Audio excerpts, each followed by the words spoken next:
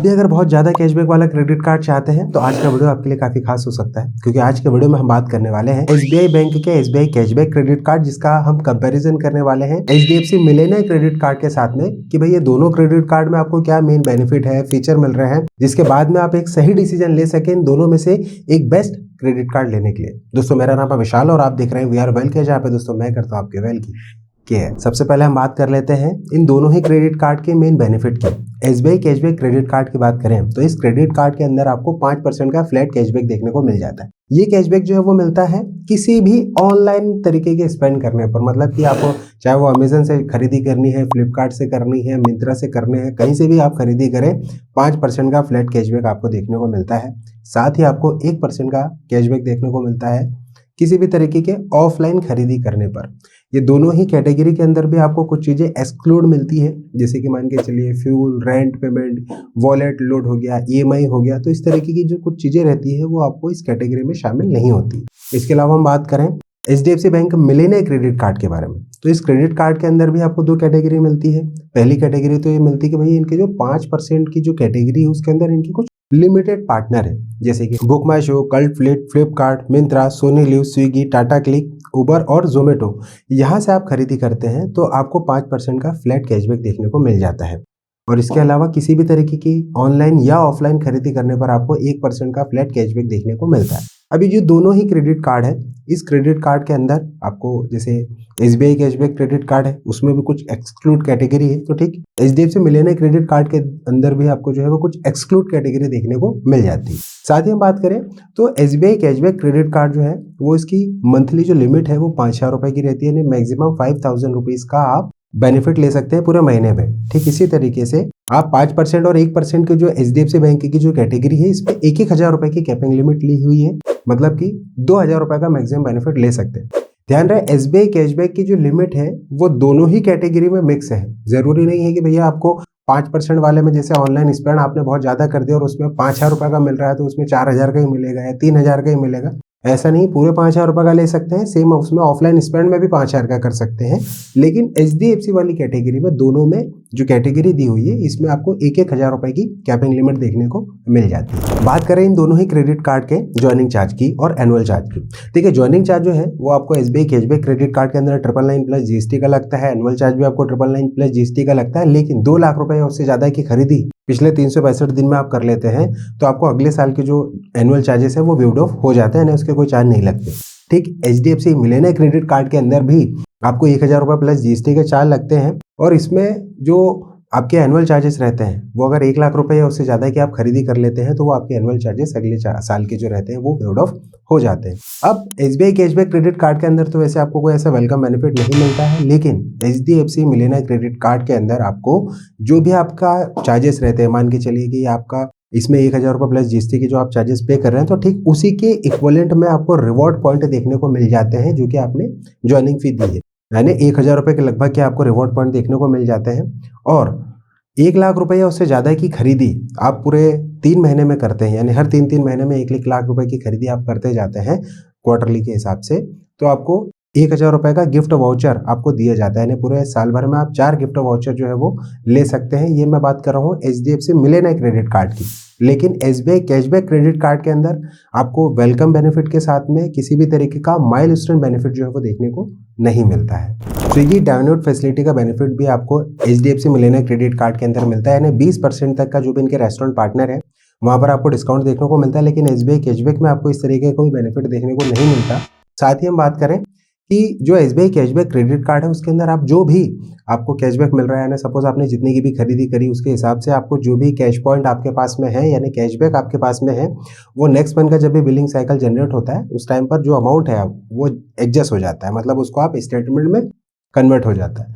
ठीक इसी तरीके से एचडीएफसी मिलेने वाला जो क्रेडिट कार्ड है यहाँ पर भी जो आपको कैश पॉइंट मिल रहे हैं, एक कैश पॉइंट की वैल्यू यहाँ पर 1 रुपए की रहती है जब आप इसे स्टेटमेंट में कन्वर्ट करवा रहे होते हैं, और आपके पास में 500 कैश पॉइंट होना चाहिए मिनिमम जब आप उसे कैशबैक में आप कन्वर्ट करवा रहे होते हैं। लेकिन अगर मान के चले 10, 20, 50 रुपए का यानी कैश पॉइंट है तो वो कन्वर्ट नहीं होता। फिर उस कंडीशन में क्या होता है, उस कंडीशन में ये होता है कि जो एचडीएफसी का स्मार्ट बाय पोर्टल रहता है वहां पर आप फ्लाइट बुकिंग, होटल बुकिंग या कोई भी आइटम परचेस करते हैं तो वहां पर आप ये चीज़ें का बेनिफिट ले सकते हैं, लेकिन उस कंडीशन में आपके एक कैश पॉइंट की वैल्यू होती है 30 पैसे के बराबर।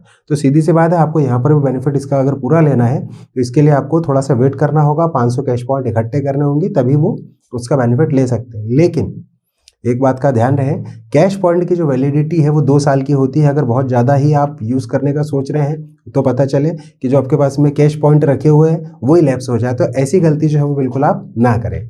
इसके अलावा हम बात करें दोस्तों, तो दोनों ही क्रेडिट कार्ड के अंदर आपको 1% का फ्यूल सरचार्ज वेवर देखने को मिल जाता है। और जो फ्यूल सरचार्ज की वेवर है वो दोनों की कंडीशन जो है वो अलग अलग है। किसी में 300 से 5,000 रुपये है, किसी में 400 से 3,000 रुपये है। तो वो दोनों ही कंडीशन के हिसाब से आपको देखना होगा कि भैया आपको जो भी ट्रांजैक्शन लिमिट दी हुई है उसी बीच में आपको ट्रांजैक्शन करना है। HDFC वाले क्रेडिट कार्ड के अंदर आपको 250 रुपये मंथली लिमिट मिलती है फ्यूल सरचार्ज वेवर की, और SBI कैशबैक क्रेडिट कार्ड के अंदर आपको 100 रुपये की लिमिट मिलती है, यानी उसका पूरा बेनिफिट आपको फ्यूल सरचार्ज के रूप में आप मैक्सिमम 100 रुपये का ले सकते हैं।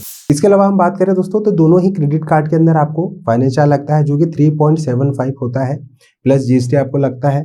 और ये अमाउंट जो है वो कब लगता है आपको, यानी जो ब्याज है वो कब लग रहा है, वो लगता है आपको जब आपके पास में क्रेडिट कार्ड आता है, आप इसे यूज़ करते हैं, इसका बिल जनरेट होता है और बिल टाइम पर पे नहीं करते।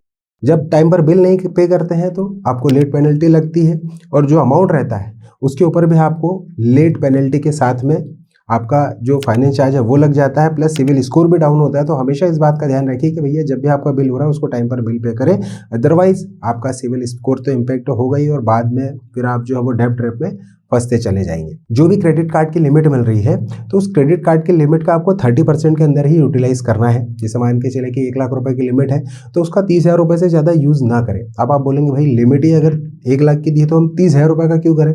एक्चुअली बात ये रहती है दोस्तों कि जब आप ज़्यादा यूज़ करते हैं तो वो हाई यूटिलाइजेशन की कैटेगरी में आता है, और कहीं ना कहीं फिर क्या होता है कि उससे आपके सिविल स्कोर पे भी इम्पैक्ट होता है। तो ध्यान रहे भाई 30% के अंदर ही यूज़ करो, वो ज़्यादा है। बहुत ज़्यादा यूज़ होते हैं तो फिर मल्टीपल क्रेडिट कार्ड आपकी रिक्वायरमेंट के हिसाब से आप ले लीजिए, वो ज़्यादा बेस्ट ऑप्शन है। इसके अलावा आपको दोनों ही क्रेडिट कार्ड में ईजी EMI की फैसिलिटी मिल जाती है ना, 2,500 रुपये या उससे ज़्यादा ट्रांजेक्शन करते हैं तो आप उसे इजी EMI में भी कन्वर्ट कर सकते हैं। बैलेंस ट्रांसफर की फैसिलिटी मिल जाती है, तो ये काफ़ी अच्छा बेनिफिट आपको देखने को मिल जाता है। अब हम बात कर लेते हैं दोनों ही क्रेडिट कार्ड के एलिजिबिलिटी क्राइटेरिया की। कॉमन एज की बात करें तो 21 से 60 साल की आपकी एज होना चाहिए, तो बिल्कुल आपको दोनों ही क्रेडिट कार्ड इजी अप्रूवल के साथ में मिल जाएंगे। 30 से 35,000 रुपये रेगुलर मंथली इनकम होना चाहिए, चाहे उस कंडीशन में आप सैलरीड एम्प्लॉयड हो या फिर आप सेल्फ एम्प्लॉयड हो, दोनों कंडीशन में आपको क्रेडिट कार्ड मिल जाता है।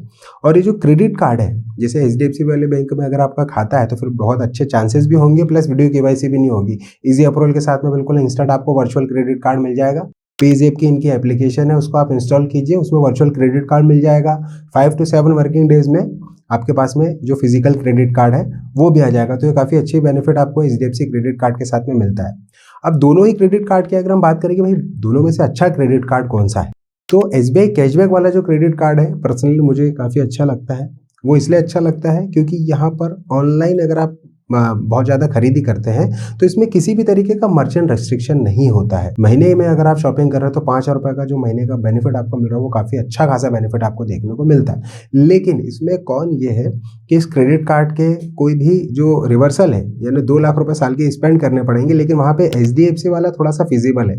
1,000 रुपये की आप जो ज्वाइनिंग फी पे कर रहे हैं उस कंडीशन में आपको रिवॉर्ड पॉइंट मिल जाते हैं, तो कहीं ना कहीं वो इक्विवेलेंट हो जाता है। और 1 लाख रुपये का जो आपको माइलस्टोन दे रखा है कि भाई 1 लाख रुपए का अगर आप स्पेंड कर देते हैं तो आपके जो चार्जेस है वेव्ड ऑफ हो जाते हैं। तो SBI कैशबैक क्रेडिट कार्ड के कंपैरिजन में काफ़ी इजी है।